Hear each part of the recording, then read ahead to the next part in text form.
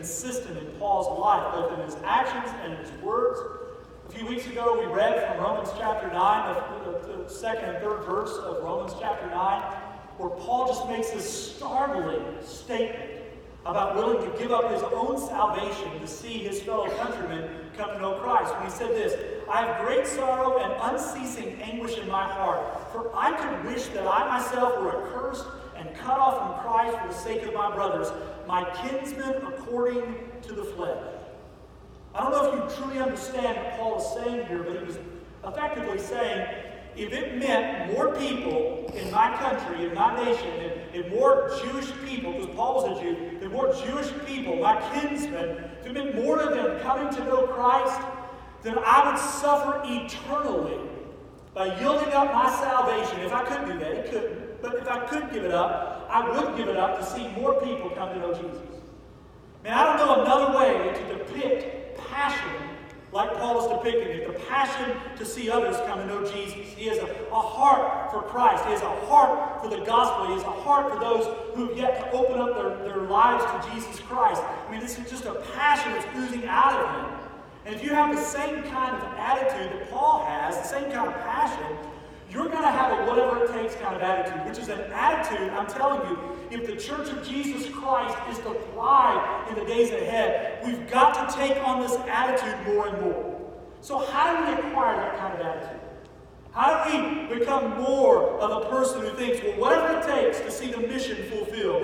Well, Paul has this kind of attitude. In fact, I want to share with you 3 things that sort of define this whatever it takes kind of attitude as Paul describes it back in 1 Corinthians chapter 9. And the first thing I would say, if we're going to have a whatever it takes kind of attitude, is it's going to require us to have a whatever it takes kind of compassion, a courage.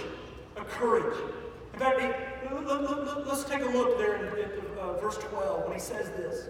He says, "We endure anything rather than put an obstacle in the way of the gospel of Christ." So this is a whatever it takes kind of attitude. He's willing to endure anything for the sake of the gospel. He's talking about having a courage to do the right thing and proclaiming Christ, a courage that we really don't see a whole lot of anymore. In fact, I would say that the greatest obstacle in seeing the gospel proclaimed today isn't that we live in a postmodern, whatever you want to believe, kind of anti-Christian culture, nor is it a lack of know-how on people that are supposed to share the gospel. I think that the problem is a lack of courage on our part.